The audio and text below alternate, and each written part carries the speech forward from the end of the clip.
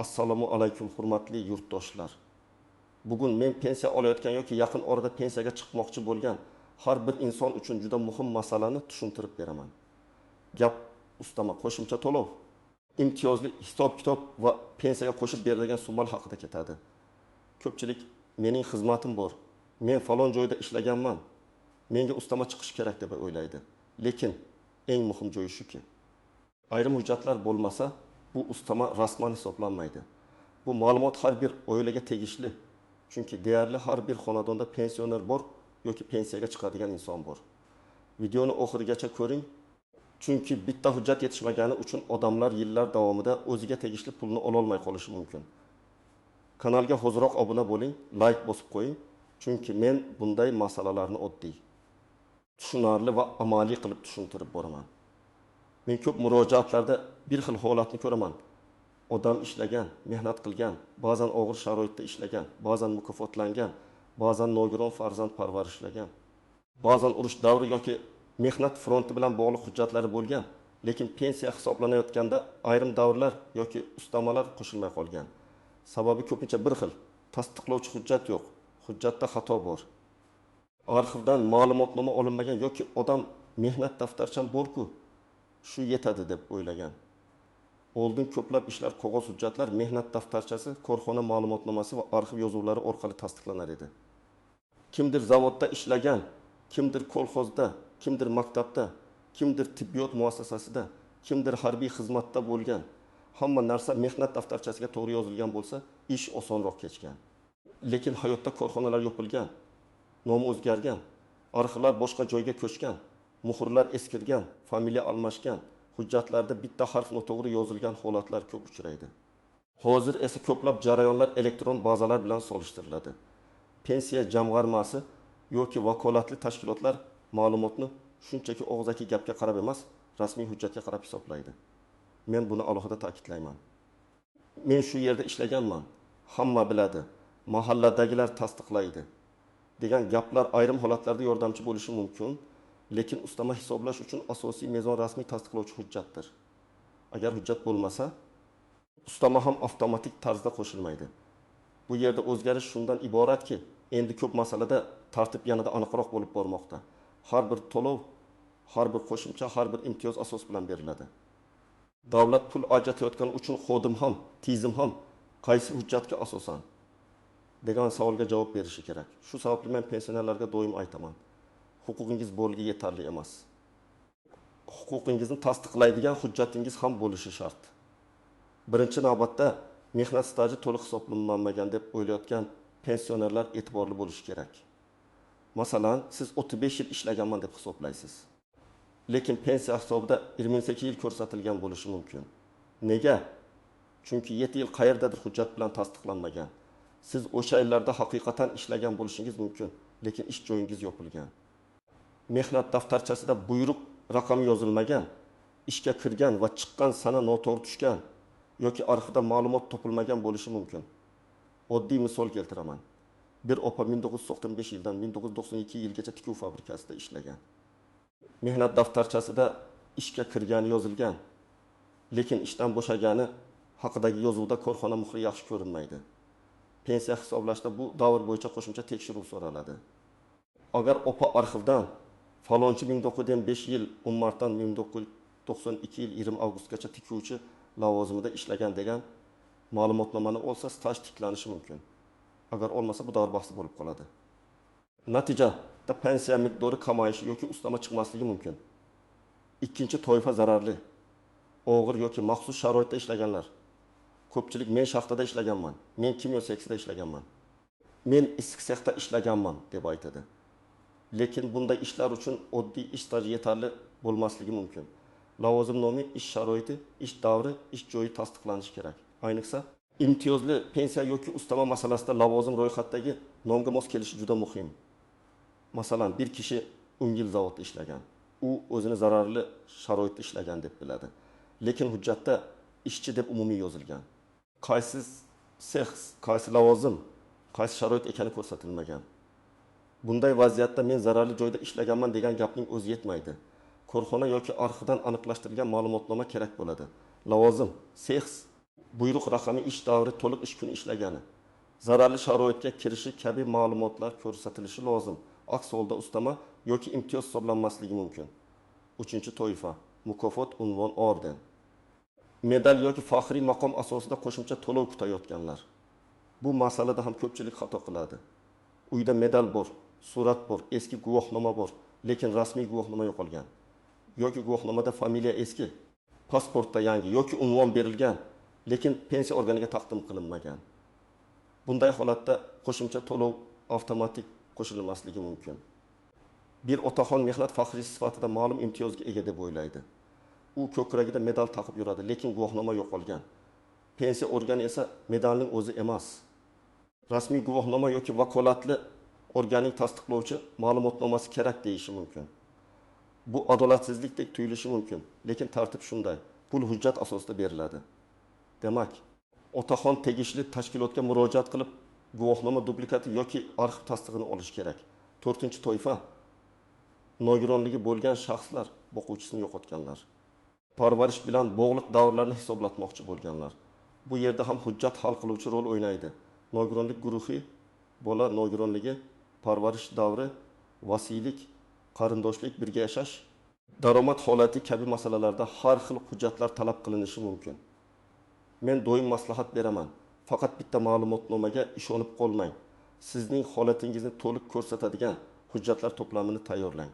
Masalan, ona nogiron farzandini yillar davomida parvarish qilgan. U pensiyaga chiqqanda ushbu davr hisobga olinishi yoki ayrim imtiyozlarga ta'sir qilishi mumkin deb o'ylaydi. Lekin farzandning nogironlik ma'lumotnomasi, tug'ilganlik guvohnomasi, parvarish davrini tasdiqlovchi hujjatlar, zarur bo'lsa tibbiy, ijtimoiy ekspertiza ma'lumotlari bo'lmasa, bu masala murakkablashadi. Natijada ona haqiqatan katta mehnat qilgan bo'lsa ham, rasmiy hisob-kitobda bu to'liq aks etmasligi mumkin. 5-toifa boshqa davlatlarda ishlagan fuqarolar. Juda ko'p yurtdoshlarimiz sobiq ittifoq davrida boshqa respublikalarda ishlagan, keyin O'zbekistonga qaytgan. Kimdir Qozog'istonda, kimdir Rossiyada, kimdir Tojikistonda, kimdir Qirg'izistonda ishlagan. Bunday davrlar bo'yicha hujjat masalasi yanada nozik. Chunki ma'lumot boshqa davlat arxivida bo'lishi mumkin. Korxona tugatilgan bo'lishi mumkin. So'rovnomaga javob uzoq kelishi mumkin. Misol uchun, bir aka 1990 yildan 1996 yilgacha Qozog'istonda qurilish tashkilotida ishlagan. Mehnat daftarchasida yozuv bor. Lekin tashkilot nomi o'zgargan. Pensiya tayinlashda bu davrni tasdiqlash so'raldi. Agar aka arxivdan yoki tegishli idoradan rasmiy ma'lumotnoma olsa, davr hisobga olinishi mumkin. Agar hujjat topilmasa, pensiya kamroq chiqishi ehtimoli bor. 6 yil staj oddiy raqam emas. Ba'zan 6 yil hisobga qo'shilsa, pensiya miqdorida sezilarli farq paydo bo'ladi. Kimlar unchalik xavotir olmasligi mumkin? Agar sizning barcha ish davrlaringiz elektron bazada to'liq ko'rinsa, mehnat daftarchangizdagi yozuvlar toza va aniq bo'lsa, maoshingiz bo'yicha ma'lumotlar mavjud bo'lsa, qo'shimcha maqom va imtiyozlaringiz rasmiy hujjatlar bilan tasdiqlangan bo'lsa, unda vahimaga tushishga hojat yo'q. Lekin baribir tekshirtirib qo'yish zarar qilmaydi. Chunki xato ko'pincha odam pensiyaga chiqish arafasida yoki pensiya tayinlangandan keyin aniqlanadi. O'sha paytda hujjat izlash ancha qiyin bo'ladi. Eng katta xatolardan biri mehnat daftarcham bor, hammasi hal deb o'ylash. Mehnat daftarchasi muhim hujjat, lekin undagi yozuvlar to'g'ri muhrlar o'qiladigan, sanalar mos buyruq raqamlari aniq bo'lishi kerak. Agar yozuvda 1997 o'rniga 1997 ga o'xshab qolgan bo'lsa, familiyada bitta harf farq qilsa, korxona nomi qisqartirib yozilgan bo'lsa, bu keyin savol tug'diradi. Ikkinchi xato, familiya o'zgarganini tasdiqlovchi hujjatni bermaslik. Ayniqsa ayollarda nikohdan keyin familiya o'zgaradi. Mehnat daftarchasi bir familiyada, pasport boshqa familiyada, diplom 3-ko'rinishda bo'lishi mumkin. Bunday vaziyatda nikoh guvohnomasi, ajrashganlik guvohnomasi, familiya o'zgargani haqidagi hujjat kerak bo'ladi. Aks holda tizim yoki mutaxassis bu hujjat aynan shu odamga tegishlimi degan savolni qo'yadi. 3-xato, faqat og'zaki maslahatga ishonish. Kimdir mahallada menga shunday qo'shib berishgan deydi. Kimdir qo'shnisi bitta ariza yozsang bo'ldi deydi. Lekin har bir odamning holati alohida. Bir odamda hujjat to'liq bo'lgan, ikkinchisida hujjat yetishmagan bo'lishi mumkin. Bir odamning lavozimi imtiyozli ro'yxatga kirgan, boshqasiniki kirmagan bo'lishi mumkin. Shuning uchun men doim aytaman, eshitgan gap bilan emas, hujjat va rasmiy javob bilan ish tuting. 4-nozik jihat, arxiv ma'lumotnomasida hamma narsa yozilishi kerak. Ba'zan odam arxivdan ma'lumotnoma oladi, lekin unda faqat falonchi korxonada ishlagan deb umumiy yoziladi. Bunday ma'lumot ayrim masalada yetarli bo'lishi mumkin, lekin ustama yoki imtiyozli hisob uchun yetmasligi mumkin. Sizga lavozim, ishga kirgan sana, ishdan chiqqan sana, buyruq raqami, ish haqi, ish sharoiti, stavka yoki to'liq ish kuni kabi ma'lumotlar kerak bo'lishi mumkin. Shu sababli arxivga murojaat qilganda arizani umumiy emas, aniq yozish kerak. 5-nozik jihat, ish haqi bo'yicha ma'lumot. Pensiya miqdoriga faqat staj emas, daromad ma'lumotlari ham ta'sir qilishi mumkin. Agar ma'lum yillardagi ish haqi tasdiqlanmasa, hisob-kitob siz kutgandan boshqacha chiqadi. Masalan, odam 1995-yilda yaxshi oylik olgan, lekin ish haqi arxivi topilmagan. Natijada pensiya hisobida o'sha daromad to'liq aks etmasligi mumkin. Bu esa oyma-oy olinadigan pensiyaga ta'sir qiladi. 1000 so'm, 1000 so'm yoki undan ko'proq farq bir qarashda kichik tuyulishi mumkin, lekin bir yilga ko'paytirsangiz katta mablag' bo'ladi. 6-jihat, hujjatning nusxasi bilan asl nusxasi masalasi. Ko'pchilik telefonida rasm bor. Sero nusxa bor, lekin asl hujjat yo'q. Ayrim holatda nusxa yordam beradi. Lekin rasmiy ish yuritishda asl hujjat yoki notarial tasdiqlangan nusxa talab qilinishi mumkin. Agar hujjat yo'qolgan bo'lsa, dublikat olish yo'lini izlash kerak. Menda rasmi bor edi degan gap har doim yetarli bo'lmaydi. 7-jihat, muddat masalasi. Ba'zi odamlar keyinroq topshiraman deb yuraveradi. Lekin pensiya tayinlanayotganda yoki qayta hisob-kitob so'ralayotganda hujjat vaqtida berilmasa, qo'shimcha to'lov qaysi sanadan hisoblanishi masalasi paydo bo'ladi. Agar huquq oldin bo'lgan. Lekin hujjat kech taqdim etilgan bo'lsa, ayrim holatlarda to'lov hujjat topshirilgan sanadan boshlab hisoblanishi mumkin. Shu sababli vaqtni cho'zmaslik kerak. 8-jihat, menga oldin aytishmagan degan holat.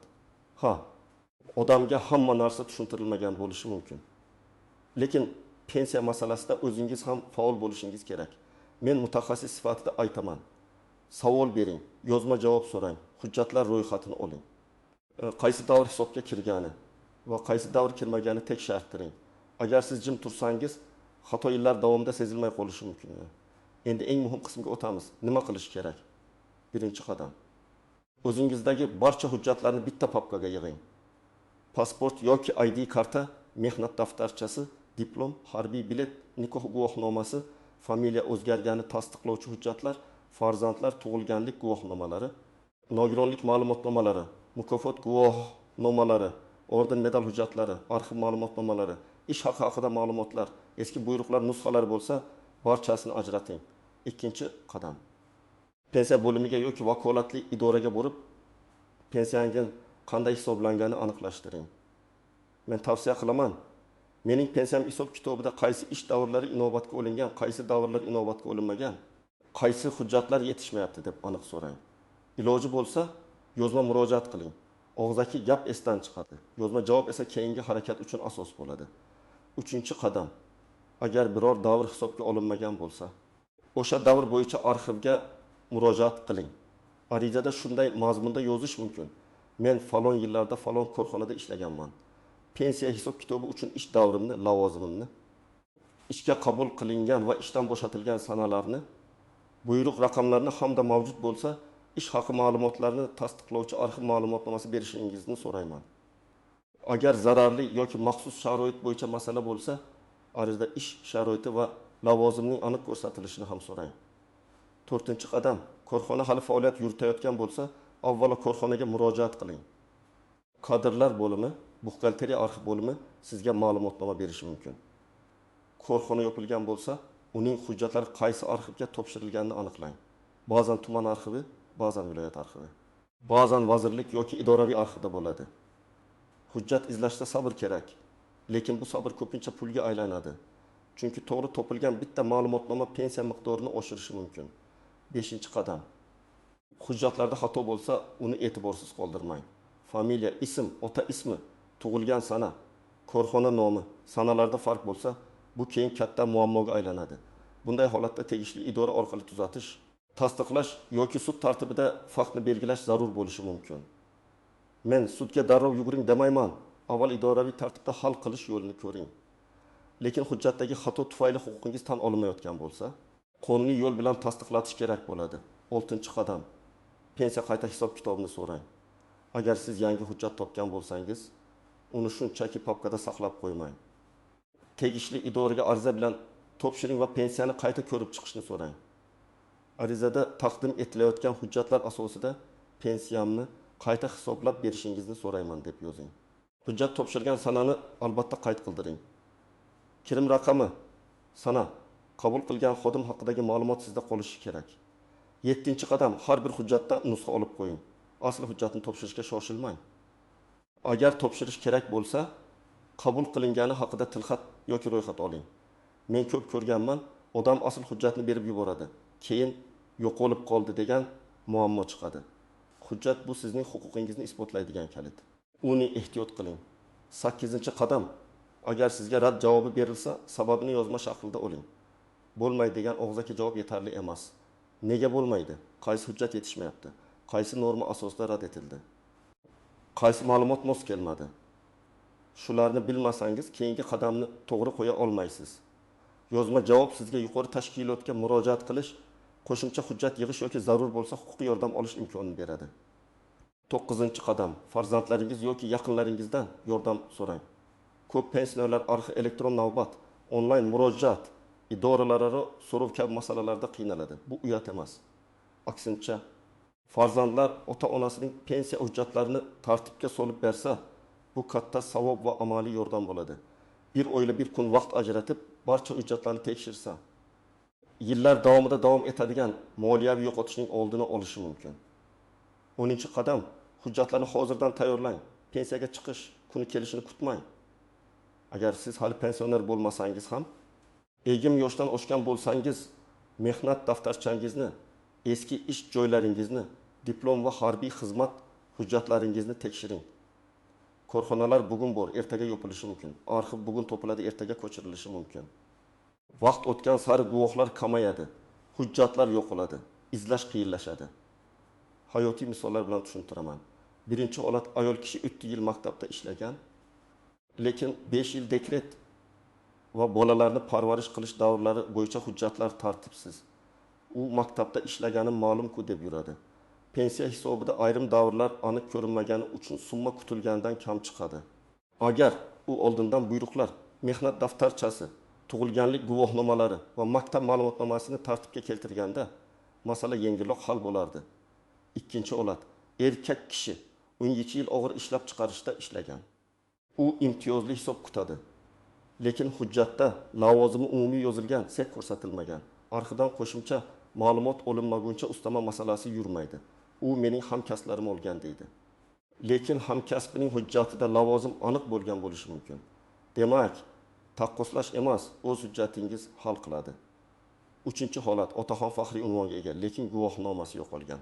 U bir necha yil qo'shimcha to'lovsiz yurgan. Keyin farzandi tegishli idoraga murojaat qilib, dublikat yoki tasdiqlovchi ma'lumot olgandan so'ng qayta hisob kitob masalasi ko'tarilgan. Bu yerda asosiy dars shuki, uyda medal turishi yaxshi, lekin pensiya uchun rasmiy tasdiq kerak. 4-holat, opa boshqa respublikada ishlagan davrini qo'shtirmoqchi. Mehnat daftarchasida yozuv bor, lekin arxi javobi kechikadi. U kutmasdan pensiyaga chiqadi. Keyin hujjat kelgach qayta murojaat qiladi. Bunday vaziyatda hujjat kelishi bilan uni darhol topshirish kerak. Chunki har bir oy muhim, har bir kechikish pulga ta'sir qilishi mumkin. Men yana bir narsani alohida aytaman. Hech kim sizning hujjatingizni sizchalik himoya qilmaydi. Davlat organi o'z tartibi bo'yicha ishlaydi. Xodim o'z vakolati doirasida ko'radi. Lekin siz o'z tarixingizni bilasiz. Qayerda ishlaganingizni, qachon familiyangiz o'zgarganini, qaysi yilda qaysi hujjat berilganini siz yoki oilangiz yaxshi biladi. Shuning uchun faol bo'ling, savol bering, tekshirtiring. Rad javobi bo'lsa, sababini biling. Yetishmayotgan hujjat bo'lsa izlang. Bugungi eng muhim xulosa shuki, pensiya ustamasi qo'shimcha to'lov yoki imtiyozli hisob-kitob og'zaki gap bilan emas, rasmiy hujjat bilan tasdiqlanadi. Mehnat qilgan bo'lishingiz mumkin. Bunga hech kim shubha qilmasligi mumkin. Lekin hujjat bo'lmasa, tizim buni hisobga olmasligi mumkin. Shuning uchun mehnat daftarchasi, arxiv ma'lumotnomasi ish haqi hujjati, unvon guvohnomasi, nogironlik yoki parvarish bo'yicha tasdiqlar. Familiya o'zgarishi haqidagi hujjatlar tartibda bo'lishi shart. Men sizdan iltimos qilaman, bu videoni ko'rib befarq qolmang. Bugunoq hujjatlaringizni tekshiring. Ota-onangizning pensiya papkasini ko'ring. Yetishmayotgan joylarni aniqlang. Agar sizda shunday holat bo'lgan bo'lsa, izohlarda yozing. Qaysi hujjat yetishmagan? Qanday hal qilgansiz? Pensiyangiz qayta hisoblanganmi yoki yo'qmi? Sizning tajribangiz boshqa bir pensionerga yordam berishi mumkin. Videoga like bosing, kanalga obuna bo'ling va yaqinlaringizga yuboring. Chunki bitta hujjat vaqtida topilsa, inson o'ziga tegishli haqni yo'qotmaydi.